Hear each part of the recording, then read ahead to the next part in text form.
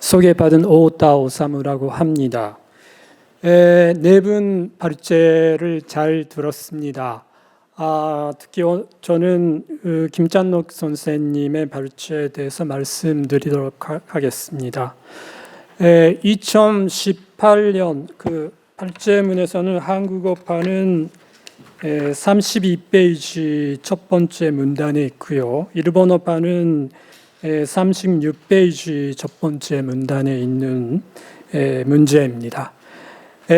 2018년 대법원 판결의 중요한 내용의 하나인 불법적인 식민 지배의 불법의 법은 제헌헌법과 현행헌법의 전문을 말하는 것이다 라는 김찬록 선생님의 지적에 동의를 합니다. 저는 이 문제를 조금 더 부연하면서 생각해 보도록 하겠습니다. 이제부터 PPT를 사용하면서 말씀드리도록 하겠습니다. 여기서부터 말씀드리겠습니다. 저는 이 토론에서는 두 가지 문제에 대해서 말씀드리고자 합니다. 51년 10월에 시작된 한일 국교 정상화, 한일 회담에서의 무효를 둘러싼 위원과 두 번째로 45년 이전의 무효론을 검토하고 한반도의 사람들이 한일 합방조약과 그 이전에 체결된 재협정의 무효를 왜 주장했는지 그 논리를 생각해 보도록 하겠습니다.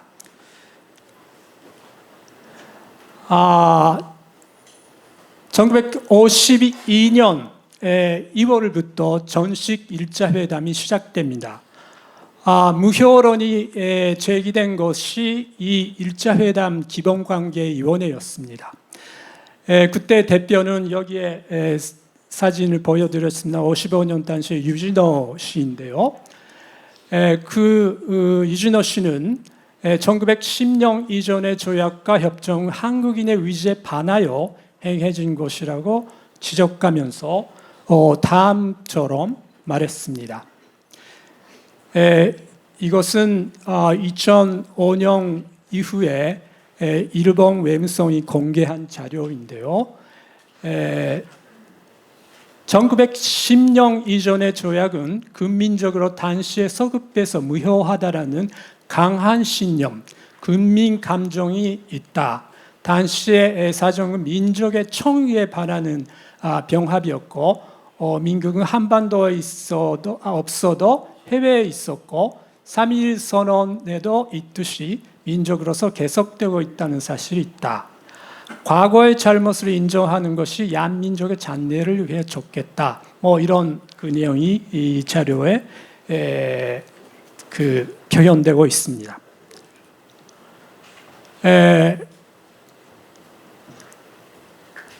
처음에 일본 측은 무효 조항을 거절했습니다만은 이 모하야라는 그 히라가나였습니다만은 모하야를 넣는 것으로 조건으로 받아들이는 것으로 방향 전환했습니다. 주목해야 할 것은 이 나란도 보이도와 모하야를 결합시키는 다협반 즉 65년 기본조약 제2조의 틀이 이 제1차 회담에서 제시되었다는 것입니다. 그 후 나란도 보이도 조항에 대해서는 2차 회담과 6차 회담까지는 거의 논의되지 않았고 7차 회담 기본관계위원회에서 1차 회담에서의 논의가 되풀이되었습니다. 그 결과 여러분들이 아시다시피 2조에는 나란도 보이도 조항을 처음에는 일본 측은 거절을 했습니다만은 already를 넣고 already 나란도 보이도를 할 것을 조건으로 받아들였습니다. 이것이 한국 쪽도 받아들였고 합의가 되었던 것입니다. 가로가 붙인 합의입니다. 그리고 45년 이전의 무효론인데요. 저는 2013년에 쓴 논문에서 한국 측이 무효를 관철한 근원에 가보농민 전쟁, 그리고 위변 전쟁, 그리고 3.1운동 등 시민 지배에 대한 저항운동이나 민족해방운동이 있었고 그들의 근거에서 유진호가 말한 강한 신념, 근민 감정이 형성되었다고 지적했습니다. 그런데 그 논문에서는 1919년 대한민국 임시정부 대표였던 김규식이 파리 강화회의 개최 중에 윌슨 미국 대통령 등에 선부한 이 청원서를 검토하지 않았습니다. 이것은 해방 이후에, 해방 직후의 김규식의 모습입니다만은, 그런데 2015년 6월에 이태진 선생님이 아까 말씀하셨습니다마는 서울에서 개최된 2010년 한일 출긴 공동선명 기념 5차 학술회의에서 이태진 선생님이 청원서에 나란드 보이도가 사용되었다는 사실을 가르쳐 주셨고, 저도 기본적으로 무효 나란드 보이도의 기원과 내실을 밝히기 위해서 정원서를 검토할 필요가 있다고 생각하게 되었습니다. 다음 해 2017년에는 이태진 선생님은 이 책을 내셨고요. 정원서의 개요가 소개되었고 원자료도 게재되었습니다. 저도 이태진 선생님 연구에서 배우면서 정원서를 제 나름대로 검토하겠습니다. 시간이 많이 없어졌습니다만은 좀 갈 수 있을 때까지 가겠습니다. 파리의 김규식의 정원 활동 검토한 그 나가타 기후미 씨에 따르면은 이 정원서는 윌슨 대통령 그리고 로이드 조지 영국산 등 각국 대표단에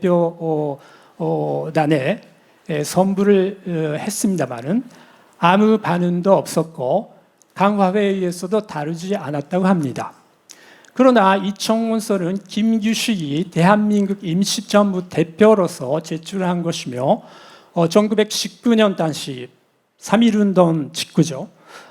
한국 인민, 저는 한국 인민이라고 번역했습니다. 조선 인민도 번역할 수도 있지만은 임시정부, 대한민국 임시정부이기 때문에 한국 인민의 위사가 반영된 것으로 생각할 수 있어서 굉장히 중요한 문건이라고 저는 생각하고 있습니다.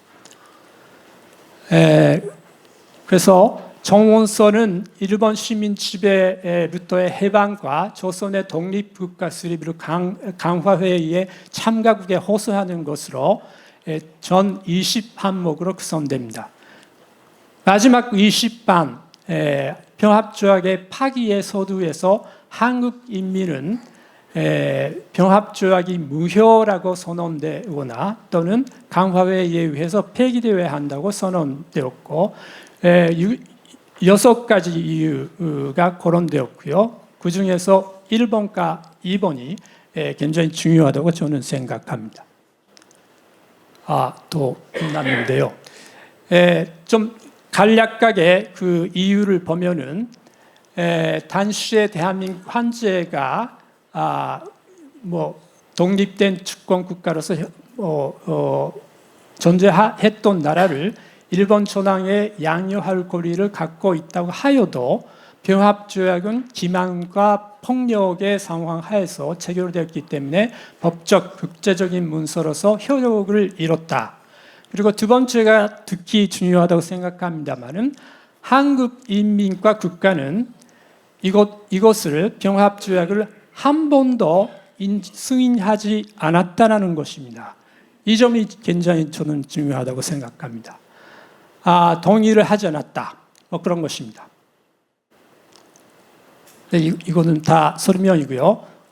병합조약의 설명에 대해서는 와다 선생님이 잘 설명했기 때문에 저는 생략하고요. 결론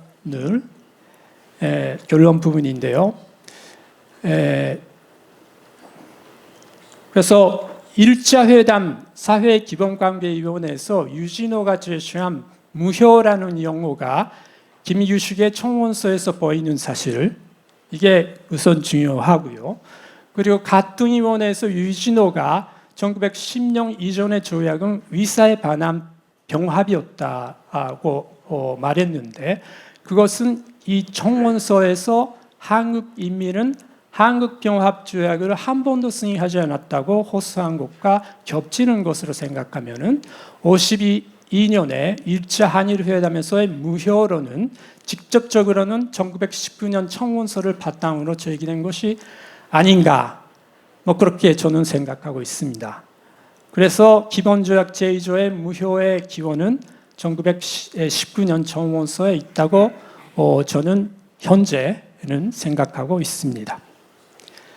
다 시간이 나갔습니다만은 아무튼 결론적으로는 아까 말씀드린 한국 인민들이 한 번도 병합조약을 인정해 본 적이 없다는 것이 굉장히 중요하고요. 그리고 그것이 52년의 한일 회담에서의 유진호의 발언에 연결되었다라는 점입니다. 그래서 무효로는 강제징용 노동자 대법원 판결이나 2021년 위안부 서울지방법원의 판결에서 반시된 불법적인 시민 지배론으로 나타났다고 할 수 있다고 저는 생각합니다. 또한 91년에서 시작된 조일 국교 전상화 교섭에서도 조선민주주의인민공화국은 울사포 보호조약 등은 무효였다고 주장하고 있습니다. 아까 여러 선생님들이 말씀하셨지만은 일본 정부는 98년에 한일 공동선언으로 시민 지배를 사죄했고요. 그리고 2010년 간담회에서는 간접적으로 한국 병합조약이 위사에 반하여 체결되었다고 인정했습니다. 그렇다면은 이 한국 병합조약이 단초부터 무효라고 인정하는 것이 모순되지 않은 해석이 아닌가. 그래서 앞으로도 일본 정부는 그쪽으로 나가야 모순된 관계를 이끌어 나갈 수 있다, 할 수 있다 그렇게 생각합니다. 좀 길어졌습니다만 이상입니다.